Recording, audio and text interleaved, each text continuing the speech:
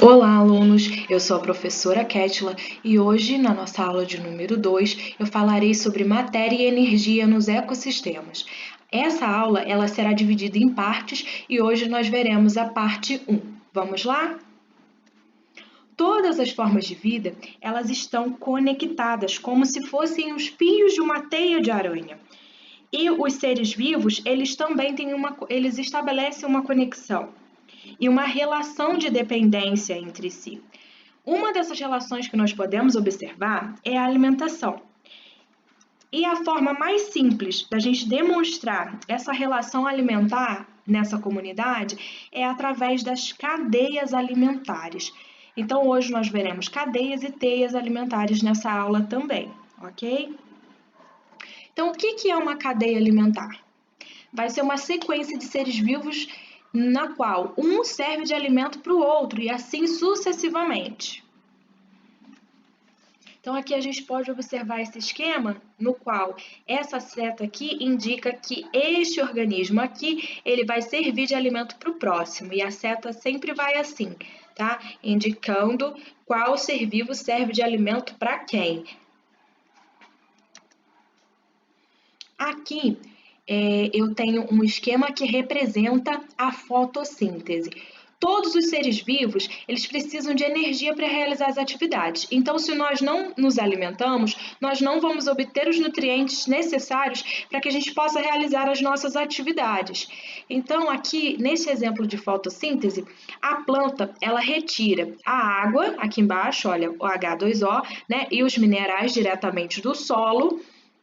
Eles são absorvidos e eles vão ser transformados em glicose. Mas como que isso vai acontecer?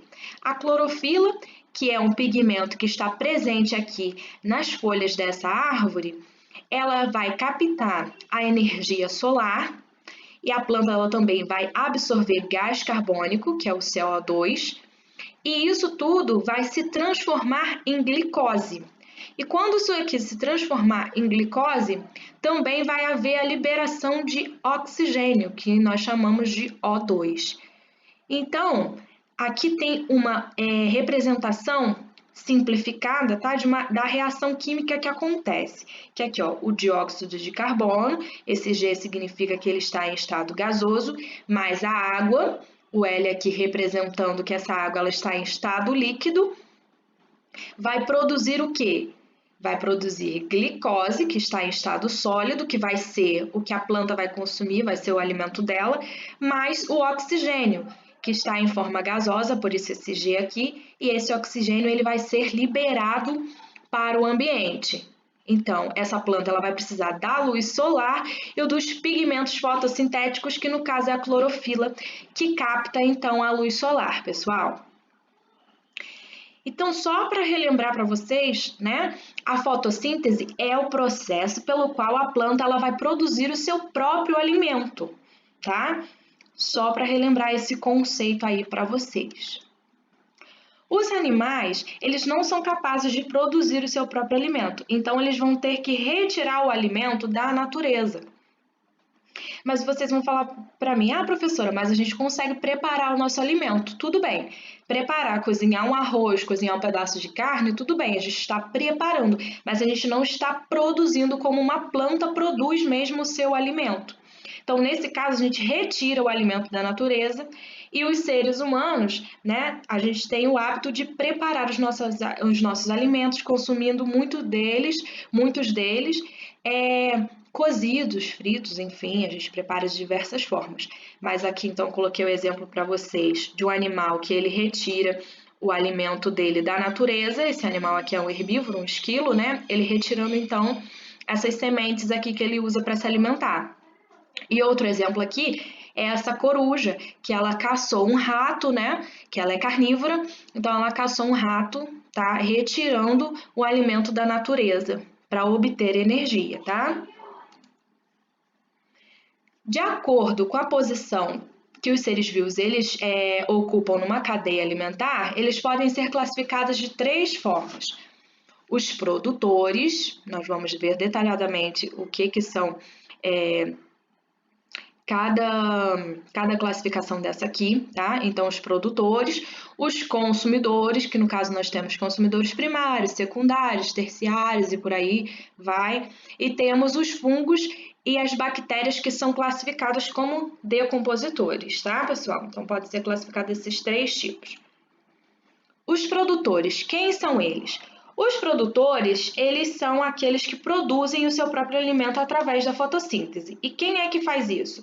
As algas e as plantas, tá? E elas são a base de todas as cadeias e teias alimentares. E por elas produzirem o seu próprio alimento, nós as chamamos de seres autótrofos, tá? Os consumidores, eles são aqueles que vão precisar de outros organismos para obter a energia deles. E por eles não produzirem o próprio alimento, nós os chamamos de heterótrofos. Eles podem ocupar diversas posições na cadeia alimentar. Como assim diversas posições, professora? Eles podem ser consumidores primários, secundários, terciários, quaternários e por aí vai, tá? Então, os consumidores primários, quem são eles? São aqueles que eles se alimentam de organismos produtores, ou seja, esse ratinho aqui está se alimentando desse trigo, então ele está se alimentando diretamente de um produtor, então ele é consumidor primário. A mesma coisa acontece com esse besouro, que está se alimentando então aqui de uma planta, então ele está se alimentando de um produtor, ele é um consumidor primário. E a mesma coisa com o caramujo, tá, pessoal? Os consumidores secundários, quem são esses? Eles são os seres que vão se alimentar dos consumidores primários. Então, esse peixe está se alimentando do caramujo. E a mesma coisa o sapo se alimentando do besouro. Como ele consumiu um consumidor primário, ele é um consumidor secundário. Os consumidores terciários vão ser aqueles que vão se alimentar dos consumidores secundários. E por aí vai. A mesma coisa seria com o quaternário, tá?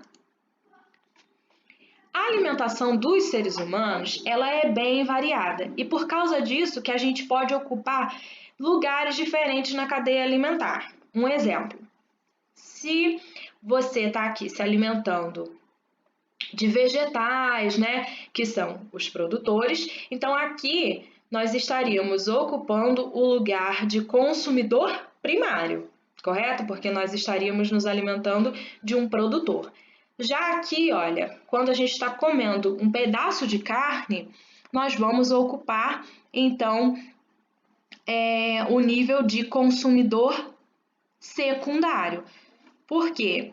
O boi, ele se alimentou da planta e a gente está se alimentando da carne do boi, tá?